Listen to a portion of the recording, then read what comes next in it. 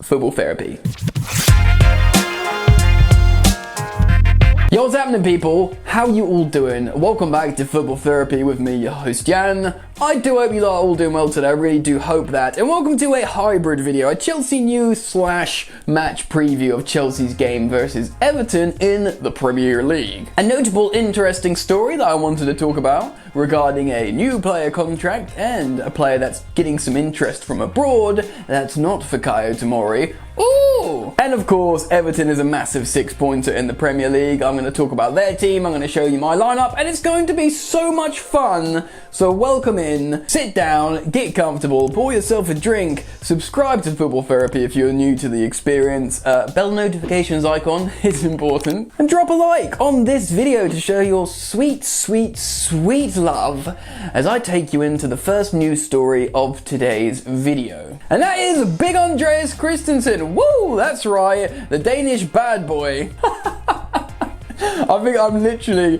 the first person in the world to call Andreas Christensen the Danish bad boy. Yeah. Anyway, Chelsea considering giving him a new contract. A player I've spoken about a lot recently. Very, very highly rated by Chelsea Football Club as a footballing centre-half. Technically gifted, really highly rated. Not even 25 yet to enter his prime as a centre-half, but a whole wealth of experience under different Chelsea managers. Of course, away at Borussia Mönchengladbach as well in Germany. Loads of clubs won him, including the likes of Paris Saint-Germain and AC Milan. Chelsea are terrified of selling Christensen and him flourishing somewhere else, and them having even more bad PR in terms of letting good players go. Now today I'm going to be citing Nizar Kinseller's article on Goal.com. Giving you some context, I urge you to go and check out Nizar's work. Excellent. So let's start reading and give you a scope of the context. The Denmark international has been solid at the heart of the Blues' defence in recent weeks, and his future is up for discussion. Chelsea are keen to renew Andreas Christensen's contract, and after continued interest from clubs overseas, including AC Milan and Paris Saint-Germain, Milan have considered a move for Christensen alongside Fikayo Tomori when looking for a central defender to bolster their squad, but only the England international was allowed to leave. Similarly, PSG explored deals for both Antonio Rudiger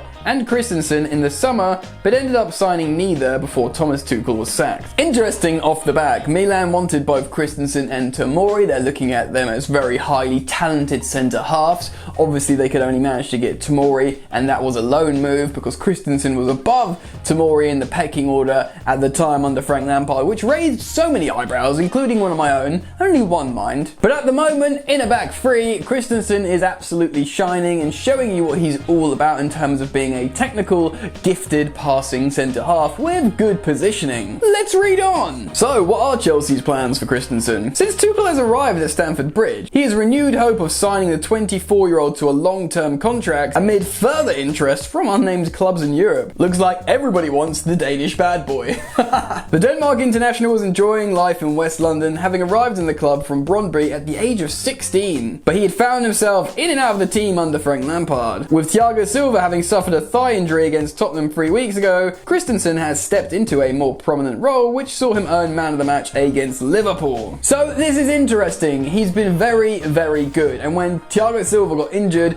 understandably loads of Chelsea fans were like, oh my word, it's all gonna come crumbling and falling apart. But no, Christensen's done the business. And you know what, man? I've completely 180'd on him in terms of, I was really worried that he always stays on the ground, he's not physical enough.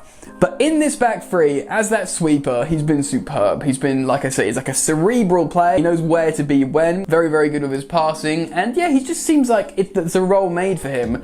And with that, with him being a very valuable, young, talented player, I'm absolutely for giving him a new long-term deal. The only thing is, if it all goes tits up with Tuchel, he gets sacked, which, you know, it's likely because it's Chelsea. A new coach comes in, plays the back four. Is Andreas Christensen going to be poor again? I'm not so sure. I think he still has the ability, even in a back four, to be excellent. And I use John Stones as the example because they're very similar in player profile in terms of slightly more slight, technical passing centre-halves.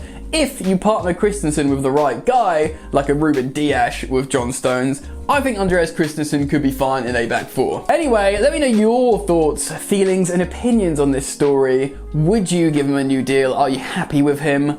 I am, personally. As we move on to the match preview of Chelsea versus Everton, which is a big, banging 6-point fixture. Right, as things stand, I believe we're a point ahead of Everton, and they have a game on hand, so this really is a massive 6-pointer, just as we've had a massive game against Liverpool and won. I mean, it wasn't the worst thing, drawing with Man United, even though a win would have been great. Winning at Anfield's massive. Winning this game against Everton would be even bigger. Wait, would it be even bigger? Or was it about the same? Both massive. Everton have been going pretty well recently, pragmatic at times, but also playing good football. Personally, I think they're going to be a bit more pragmatic against Chelsea and try and not give us spaces and sit deep. Carlo Ancelotti's done that with Everton, showing that he's happy to sit back, be defensive, and be pragmatic. He's not always about scoring goals and being attacking. Old Carlo. They beat West Brom last time out with a 1-0 win with Richarlison scoring. This is the team in front of me now, check it out. Richarlison is in scintillating form. I believe he scored in 4 consecutive Premier League games, and he absolutely is their danger man at the moment. Just by looking at that lineup, you see Everton have an incredible starting 11, and they've got an incredible manager in Carlo Ancelotti, and they've sort of, not incredible form, but they've certainly got high morale and self-belief. So they're going to be a relatively deadly, formidable opponent, but basically really tricky to break down, in my opinion. So let's switch screens and show you the lineup that I've chosen to play this game. Surprise, surprise, I'm going for a 3-4-1-2 formation, mon frère, or ma sœur. If it ain't broke, don't fix it at the back, I say. Edouard Mendy will keep his place in goal, and the formidable, I was about to say front three, back three will be Andreas Christensen, flanked by both Azpilicueta and Rudiger. We all like Zuma and we'd like to see him eventually, but at the moment, I feel like keeping an incredible, immaculate defensive record. Don't change it! Now, this might be controversial, seeing as he's played some magnificent football of late, but I personally have dropped N'Golo Kante for this game, and I've brought back the combination of Jovicic. This is purely on the premise of I think we'll have so much of the ball, and I think Everton will try and sit deep and hit us on the break. And because of that, I think we're going to need to make loads and loads of passes, have loads of possession. So although Kante is magnificent most of the time, and especially against teams like Liverpool, personally, in this game, if we have the possession, I'm speculating, I think Jovicic with Jorginho and Kovacic makes more sense. Now I'm going to change both the wing-backs as well. Going on the same theory of us having a lot of the ball and trying to make a difference in the box, I've made Callum Hudson-Odoi right wing-back, bringing him back in, and I'm welcoming Marcos Alonso in from the cold. That might not be a popular choice from a lot of people. Like, I'm a massive Chilwell fan, of course, I want him in the team, but I think if we'll have a lot of the ball, we'll need another goal scorer, and his height is good. He can win headers and knockdowns, score volleys. I think just for this game, I'd bring back Alonso, personally, and he's probably raring to go again, so Hudson-Odoi and Alonso are my wing-backs. Of course, we can't drop Mason Mount, just incredible he's been for us.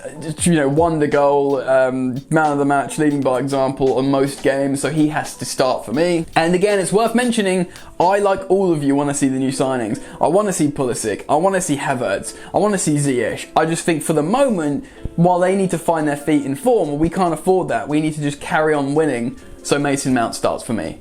That's why. And similarly, yesterday's birthday boy, Timo Werner, has been playing well. I think that goal should have stood against Liverpool at Anfield. And he's a goal threat. He runs the channels, he works, he presses well. So I think Timo Werner starts this game as we try and continue to raise his confidence. And to put a big man in the box with him to combine with, I'm putting back in Olivier Giroud for similar reasons of why I have Marcos Alonso. So that's my lineup. Let's change the screens and talk about the game a little bit more. Losing would be awful. Winning would be great. It's one of those games. I mean, this is what I know. This sounds like almost like a relegation mentality, but just don't lose the game. And I know lots of you might not want to hear that because sometimes our games have been boring this season under Tuchel, which is fine because it's pragmatic, it's safe, that's what we need to do. But if we don't lose it and stay a point ahead, even though they've got a game in hand, it's not the worst thing in the world. But if they go above us with a win and they've got that game in hand, that could be really, really damaging to us.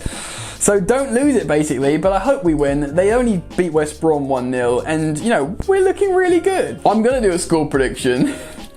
And I'm going to go over the titanic, exciting scoreline of a 1-0 Chelsea win, and I will take that to the bank, my friends. One great thing about Thomas Tuchel's Chelsea is you don't really see us conceding much. Obviously, Richarlison is in scintillating form and likes to troll Chelsea fans, so he'll really fancy a goal. Dominic Calvert-Lewin, of course, is a fantastic player as well. But I feel like we might have enough, if they can only score one against Brom, I think we might have enough to keep them out. Personally, that could be the curse, me saying that, but we'll see what happens. Anyway, leave your score predictions down in the comment section below, and your lineup changes as well. I'll be keen to read them all. And that's it for today, guys, so thanks for stopping by. Enjoy the football, and I'll see you later. You ain't so tough with that bad boy tuck. I'ma get it how I'm living, I'ma walk the walk. Outline my lines, I rap through thought. Body bag the verse, outlined in chalk. In my life seen trouble, hustle on the double. Silence on the trigger like my pick got a muzzle. Yo, chick like to guzzle, bad boy stay in trouble. I only love this paper, sorry I don't. I laugh me, baby.